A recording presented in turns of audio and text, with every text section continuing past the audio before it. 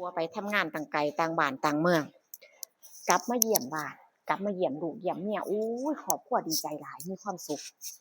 กลับมาประมาณเดือนหนึ่งแล้วว่าบัดนี้เสาร์วันหนึ่งอยู่ดีๆพี่สะใภ้นี่เอาอ้ายมาส่งเอาพี่ชายมาส่งฮอดเฮือนบอกว่าเลี้ยงเอาเด้อพี่น้องไผเลี้ยงเอาญาติพี่น้องไผข้อยบ่เอาแล้วเออ เพราะว่ามองเห็นว่าอนาคตนี่สิลำบากจะต้องดูแลคนพิการจะต้องดูแลเป็นภาระผู้เป็นผัวนี่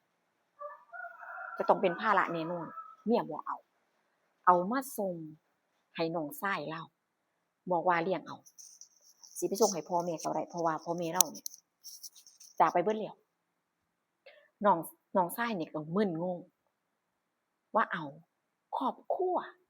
เคยสู้เคยลำบากมานำกันบัดมาเป็นแบบนี้เป็นหยังคือถิ้มเลาแม้กระทั่งลูกก็บ่เบิ่งบาดนี้ผู้น้องเนาะสิเอาไปไสบาดนี้ด้วยความที่ว่าน้องนี่ก็ใจดีเดะใจดีแล้วก็รักพี่รักน้องเราว่าเอ้าบ่เลี้ยงก็บ่เลี้ยงบ่เบิ่งก็บ่เบิ่งผมสิเบิ่งเองผมสิดูแลเองทางฝ่ายเมียนี่ก็บ่เต็มใจแล้วแม่นบ่อ้ายก็อ้ายอยู่แต่ว่าครอบครัวเขาก็มีเดะเป็นหยังคือเอาต้องเอาภาระมาให้จังซี้แหมบัดนี้ผัวนี่ก็ต้องไปทำงานแม่นบ่แล้วว่าเจ้าของก็ต้องรับภาระตรงนี้เมียก็บ่กล้าเว้าแต่ว่าใจนี่ก็บ่อยากรับไว้นะผัวก็ว่าคือว่าคนเฮาน่ะเฮ็ดดีก็ต้องได้ดีอย่าไปคิดหยังหลายอีกอย่างหนึ่งเจ้าก็อยู่บ้านเลี้ยงลูกก็บ่ได้เฮ็ดหยังลำบากตากตำส่วนเงินๆทองๆข้อยสิไปหาเองอย่างที่เคยเป็นอยู่ข้อยทิมบ่ได้ดอกถ้าเกิดว่ารักกันเข้าใจกันก็ต้องเข้าใจในเรื่องนี้เมียก็อ้าปากบ่ได้เมียก็ได้แต่พยักหน้าเอ้าเลี้ยงก็เลี้ยงเบิ่งก็เบิ่งออกจากโรงบาลใหม่ๆเดะเมียเอามาทิ่มไว้เลาก็แบบว่าเว้าหยังก็บ่ได้มีแต่น้ำตาด้วยความที่ว่ามันหดหู่ใจนั่นแหมบ่คิดบ่ฝันว่าโอ๊ยในช่วงเวลาหนึ่งเนาะของชีวิตนะแบบว่าผัวเมียแม่นบ่ล่ะบัดถึงคราวเออแบบนี้มันก็ต้องดูแลกันเดะแม่นบ่บ่ควรที่จะถิ้มกันนะน้องสะใภ้นี่ก็เต็มใจบ่ก็บ่เต็มใจอย่างที่บอกบัดนี้ก็นี่ก็ต้องเฮ็ดตามที่ผัวตามใจผัวน่ะนะเว้าง่ายๆซะแล้วก็ดูแลเบิ่งแยงอย่างดีพาไปหาหมอคือแบบว่า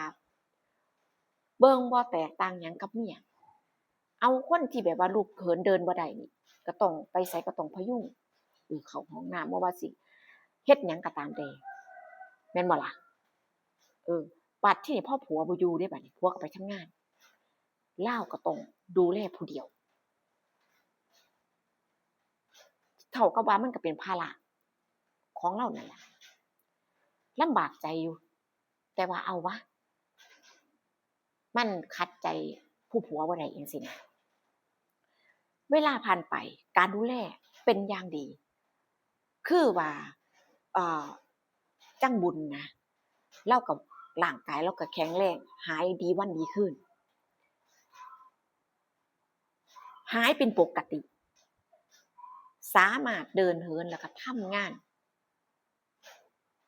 คือจังกับคนอื่นทั่วไปได้ซึ่งก่อนที่เราป่วยเนาะเมียก็ว่าตรวจแม่นบ่ล่ะหมอก็ว่าตรงนั้นก็ร้าวตรงนี้ก็หักแขนขาร่างกายเบิ่งว่าอุบัติเหตุนะบัดนี้เมียก็ว่าโอ๊ยจั่งใดแม่นหายก็บ่ปกติกระเทินสิว่าย่างนี่ก็ยากแล้วบ่ได้ก็นั่นล่ะที่ตัดสินใจเอามาถิ้มไว้ให้น้องเลาเบิ่งกับน้องสะใภ้บัดนี้พอเลาหายเดินเหินได้ก็นานอยู่เป็นปีเป็นปีเดะร่างกายถึงจะดีขึ้นนะบัดนี้กำลังใจก็ดีกำลังใจกับจากน้องสะใภ้แล้วก็กำลังใจจากน้องชายผู้ที่เขาดูแลน่ะเขาดูแลอย่างดีกำลังใจดีเลาได้หายจังซี้นะบัดนี้ผู้เป็นเมียนี่เห็นผัวหายจังซี้ก็อยากสิมาคืนดีคืนดีอยากกลับ แบบว่ามาเป็นคือเก่าเราก็บ่เอาเราว่าบ่เอาแล้วเราก็ว่าบ่เอาคือว่าชีวิตนี้สิบ่เอาผู้ใดสิขออยู่ผู้เดียวเพราะว่าเห็นเบิดแล้วเห็นแล้วใจคนจังใดมันก็มันแบบมันเบื่อมันเอื่อมละอาแล้วว่าเราบ่เอาอืมเราก็คือเราก็ยังอยู่บ้านของน้องอยู่แล้วก็ช่วยงานน้องสะใภ้ถือว่าเพราะว่ามันบ่มีผู้ชายเนาะลูกเราก็ยังน้อยอยู่จังซี้นะพอเราหายดีแล้วพอร่างกายเราแข็งแรงแล้วจังซี้เราก็อยากตอบแทนหั้นนะเราก็บ่ทันไปไสเราก็อยากตอบแทนบุญคุณเขาน้องเขาดีแล้วก็เขาดูแลทุกอย่างจังซี้เนาะบัดนี้มันก็ด้วยกาลเวลาด้วยการที่แบบว่าอยู่นำกันนานๆดูแลปฏิบัติคือจั่งกับผัวนี่แม่นบ่ล่ะอิหยังมันก็เห็นเบิดนั่นล่ะไปเว้าง่ายๆเพราะว่าก่อนหน้านี้เราก็ช่วยเหลือเจ้าของบ่ได้เดะแม้แต่กระทั่งสิลุกนี่ก็ยังต้องทรงลูกจังซี้นะเออจับลุกจับยืนจังซี้บัดนี้ก็ค่อยด้วยความแบบเข้าอกเข้าใจกันแหมเข้าอกเข้าใจกันบางครั้งบางทีนี่ลูกก็เห็นว่าแม่กับลุงเนี่ยคือแบบว่าพูดคุยหยอกล้อกันแบบว่ามีความสุขหลายบ่ว่าถ้าทางท่าทีสีหน้าแววตาแบบว่าคือแบบคือคนที่แบบว่ามีใจให้กันน่ะนะแต่ว่าด้วยวัยเด็กแล้วของเขาน่ะเขาก็คือแบบว่าเขายังน้อยนะเขาก็บ่ฮู้ดอกว่าอิหยังจั่งใดจังซี้แต่ว่าระหว่างคนสองคนนี่ก็เริ่มรู้แล้วว่าความรู้สึกมันเป็นแบบใดเพราะว่าเมียเนาะคือว่าเมียน้องนี่ก็น้องชายบ่อยู่แม่นบ่เลาก็บ่ค่อยบ่แบบว่าเลาก็เหงาอยู่แล้วเพราะว่าบ่ได้อยู่กับผัวเดะปีหนึ่งนี่ผัวสิมาเทื่อหนึ่งผัวก็สิมาหาเทื่อหนึ่งก็สิมาดอกเทื่อละเดือนจังซี้ผัวสิสามารถมาได้จังซี้นะบัดนี้มันเป็นเวลานานแล้วความใกล้ชิดของชายของหญิงมันก็มักจะเกิดเหตุเรื่องราวแบบนี้เอ่อผู้เป็นลุงเนี่ยก็คือว่าเนาะถูกแบบว่าปฏิบัติดูแลเป็นอย่างดีมาตลอดแม้กระทั่งเมียที่ว่ารักนักรักหนานี่ยังถิ้มได้จังซี้นะแล้วก็แล้วก็เกิดความแบบว่าจั่งใดความรักเออความรักแล้วก็ความผูกพันน่ะนะจากคนที่แบบว่าดูแลกันจังซี้แหมแล้วก็เกิดความผูกพันเกิดสิ่งดีๆขึ้นภายในจิตใจนั่นล่ะโดยที่แบบว่าเจ้าของก็รู้ดีว่ามันผิดแต่ว่ามันก็ห้ามบ่ได้ อืมบาดนี้ไปมาๆเดะ2คนนี้ก็เริ่มแบบว่าสนิทสนมเริ่มผูกพันเริ่มใกล้ชิดมากขึ้นเรื่อยๆมากขึ้นจนบางครั้งบางที่อ่าผู้คนที่อยู่ในครอบครัวเดียวกันก็จนแบบจนรับรู้ได้อะเพราะเขาเห็นบ่อยถึงแม้ว่าเขาจะยังบ่ทันรู้หรือว่าเข้าใจในเรื่องราวความรักของชายหญิงเขายังรู้สึกได้นั่นนะในความที่ว่านั้นเขาเห็นน่ะบาดนี้ชาวบ้านเขาก็เว้าเนาะชาวบ้านก็เว้าว่าอ้าวเป็นแล้วย้านอยู่น้องบ่อยู่ย้านผู้นี้สวมแทนอยู่ดอกคนก็เว้าแม่นบ่มันเป็นเรื่องปกติของคนอยู่แล้วแม่นบ่บัดนี้จำเป็นจำไปคนเว้าหลายมันก็แบบว่าระหว่างคนสองคนมันก็เป็นจริงจังซี้นะด้วยความแบบว่าเข้าอกเข้าใจกันความผูกพันแล้วก็เกิดความรักแล้วระหว่างน้องสะใภ้กับลุงเนี่ยก็มีความสัมพันธ์กันก็สิว่ามีความสัมพันธ์กันมันก็บ่ใช่เรื่องแปลกเพราะว่าเราก็ดูแลแบบผัวน่ะนะมันได้รู้ได้เห็นเบิดซุอย่างนั่นล่ะเพราะเราก็ต้องแบบว่าอาบน้ำให้อาบน้ำให้เปลี่ยนเสื้อผ้าให้ทุกอย่างคือตั้งแต่ตอนที่เราช่วยเหลือเจ้าของบ่ได้จนกว่าเราช่วยเหลือเจ้าของได้นั่นล่ะทุกอย่างมันก็สิเฮ็ดให้พอเบิดแม่นบ่เออบาดนี้ความพึงพอใจระหว่างคนสองคนเราก็บ่ได้คิดว่าเราสิแย่งเมียน้องดอกเราว่าบ่ได้คิดว่าสิแย่งเมียน้องแต่ว่ามันก็ห้ามความรู้สึกเจ้าของบ่ได้เออคือแบบว่าเขาเป็นคนดีแล้วก็รักจังซี้นะเขาเป็นคนดีก็เลยหลงรักคักๆเมียเจ้าของนะเคยลำบากนำกันพอเป็นจังซี้จั่งใดจึงถิ้มจังซี้นะบัดนี้คนที่ดีก็ดีอีหลีแต่ว่าจังหวะช่วงที่ว่าเขาผัดเป็นเมียน้องนี่ล่ะมันเป็นสิ่งที่มันค้ำคออยู่แต่ว่าก็อดบ่ได้ก็ยังก็ยังได้เผลอใจได้แอบๆลักๆซึ่งทั้งที่รู้ว่ามันผิดบาดนี้เลาว่า เราก็พร้อมที่จะไปถ้าน้องมาจังซี่นะแต่ว่าในช่วงเวลานี้เราก็อยากใช้ชีวิตที่แบบว่าอยู่อยู่กับคนที่เรารักให้ได้มากที่สุดแล้วเจ้าของนี่ก็เริ่มแข็งแรงแล้วจังซี้นะบัดนี้มันก็ใกล้ถึงวันที่น้องสิมาแล้วเนาะเราบ่รู้เรื่องหยังดอกบ่รู้เรื่องอิหยังบ่มีไผบอกบ่มีไผเว้าถึงเรื่องนี้ให้ฟังระหว่างคนสองคนนี่ก็เข้าใจดีว่าสักวันหนึ่งก็ต้องอ่าห่างไกลกันสักวันหนึ่งก็ต้องคือว่าความสัมพันธ์นี่มันก็ต้องจบลงแต่ว่าในช่วงเวลาที่ว่ามันยังมีเวลาอยู่ก็อยากจะอ่าใช้เวลา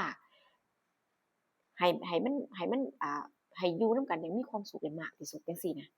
เก็บเกี่ยวความสุขให้ได้มากที่สุดประมาณว่าเพราะว่าก็คิดไว้ว่าน้องมาเลาก็สิ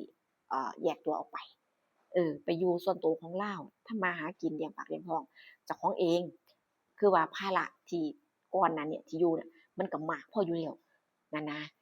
คือแต่ว่าคือว่าน่ะเนาะเรื่องแบบนี้เนาะมันก็เพิ่นว่าเอ่อคนเฮ็ดบ่ดี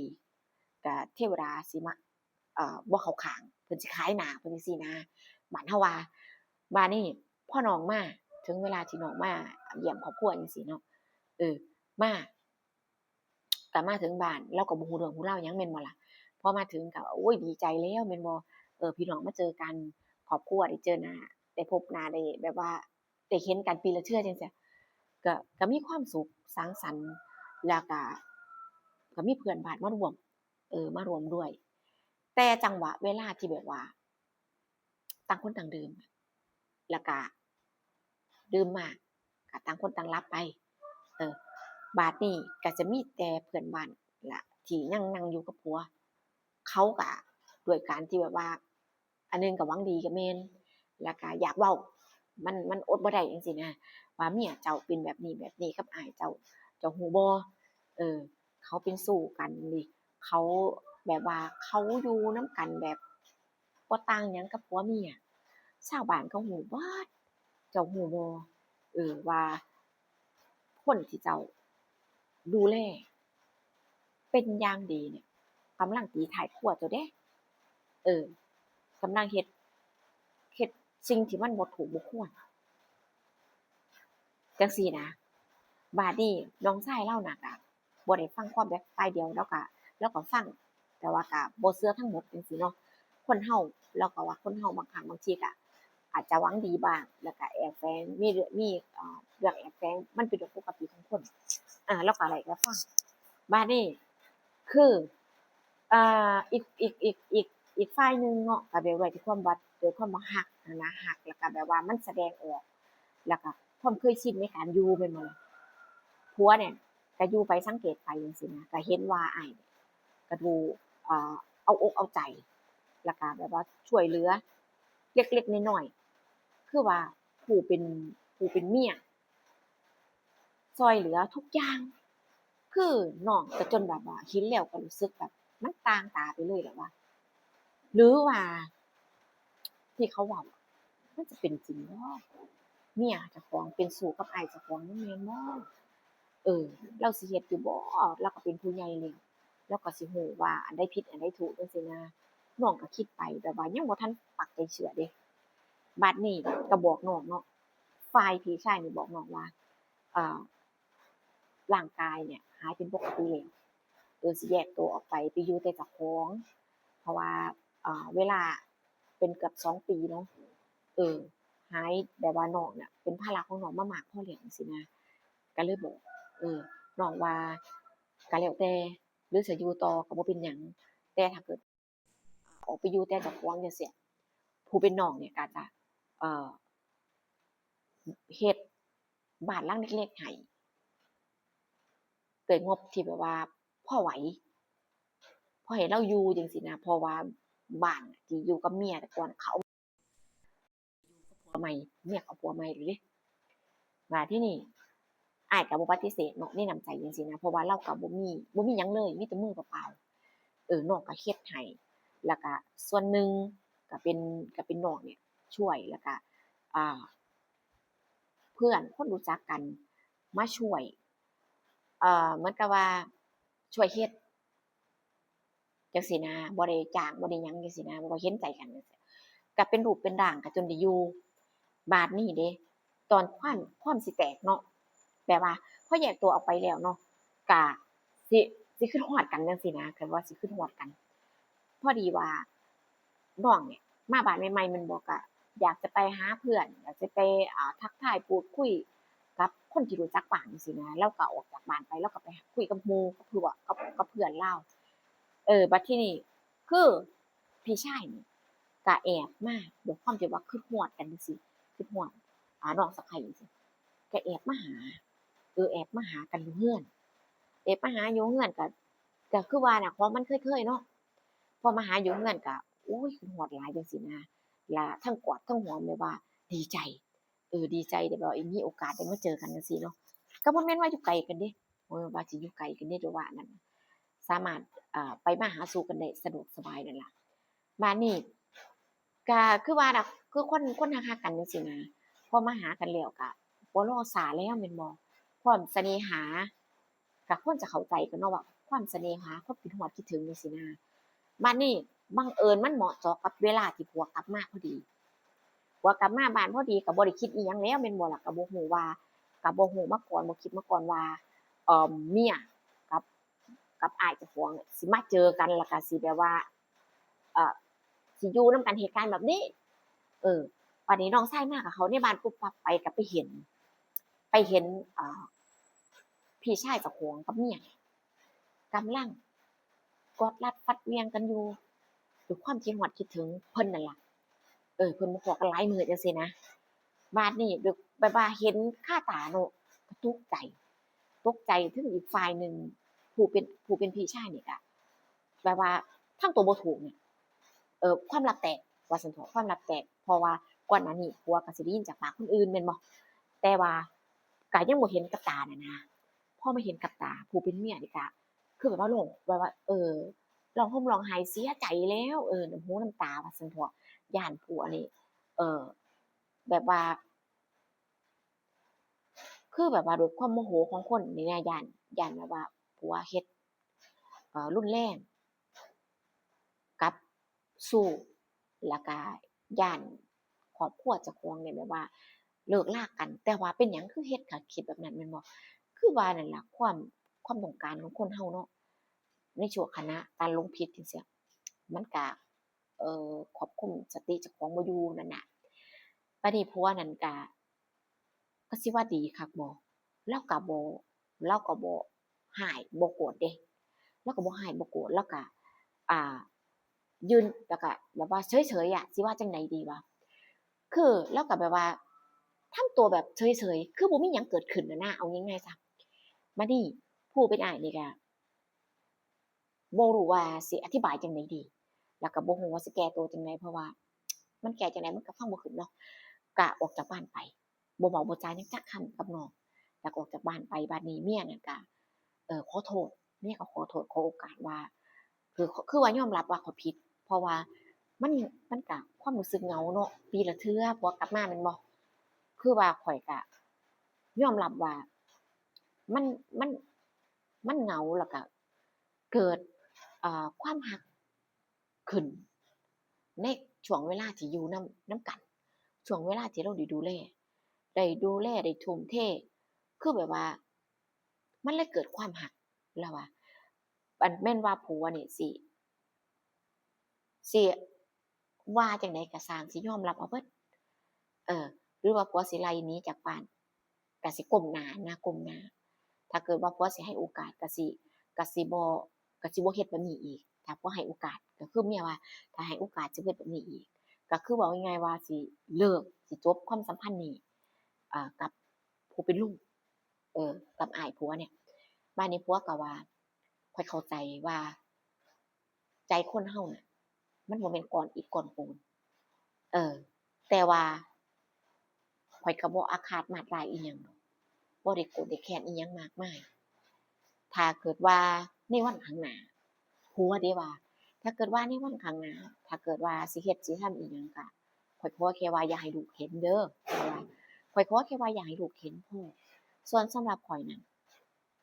บ่เป็นหยังดอก คือเว้าง่ายๆว่าผัวนี่อภัยเดะป๊าดเจ้าเชื่อบ่ผัวหยังมาดีแท้บัดนี้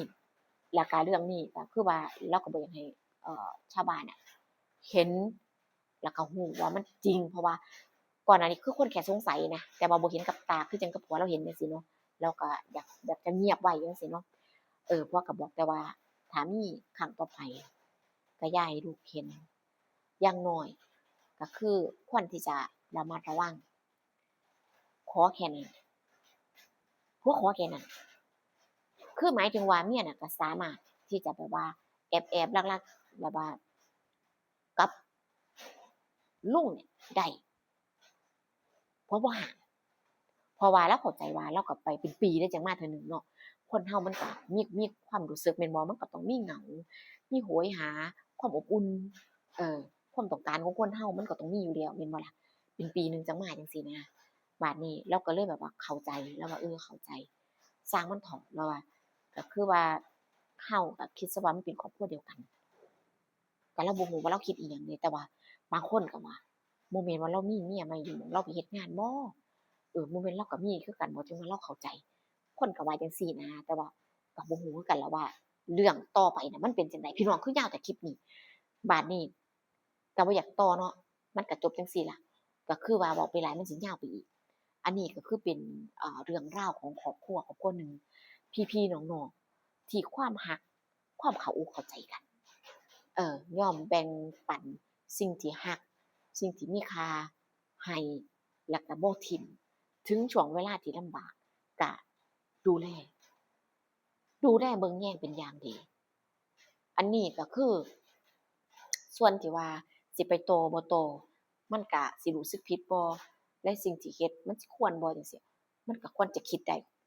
ผู้อีกฝ่ายหนึ่งเนาะผู้ใหญ่เพราะว่าต่างคนก็ต่างใหญ่แล้วจังซี้นะรู้จักว่าคือข้อยบ่นั่นล่ะแต่ว่าเรื่องราวนี้ข้อยก็ได้มาเพราะส่ำนี้มันก็จบเพราะส่ำนี้ล่ะอันเจอกันคลิปหน้าพี่น้องดูว่าผู้สิมีเรื่องราวหยังมาเล่าให้ฟังอีกแต่ว่าเรื่องนี้ก็เป็นตาฟังอยู่เดะม่วนอยู่นั่นล่ะเอามาเว้าให้ฟังเด้อ กาบ่ได้สนับสนุนให้เอ่อหลายๆคนคิดว่าเฮ็ดแบบนี้แล้วมันถูกต้องตัวนี้เฮ็ดได้ตัวนี้คือสิ่งที่มันจั่งใดสิ่งที่ผิดที่ถูกที่ควรบ่ควรเรารู้อยู่แล้วอันนี้ก็แยกแยะเอาเองเด้อพี่น้องเด้อคือการรับฟังบ่ว่าเรื่องหยังก็ตามก็คืออยากจะให้ใช้วิจารณญาณในการรับชมรับฟังนำนะเจอกันคลิปหน้าจ้ะส่วนคลิปนี้ไปแล้วนะคะสวัสดีค่ะ